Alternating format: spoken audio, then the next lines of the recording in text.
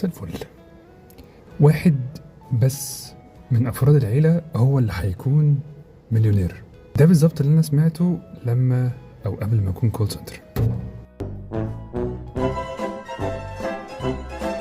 ده يوم طبيعي جدا. كول سنتر يومي بيبدا من الساعه 4 بخلص الساعه 1. الصوت مسموع.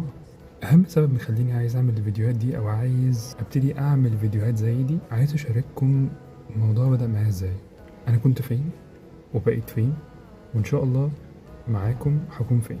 انا محمد اسامه وده تاني فيديو. السلام عليكم.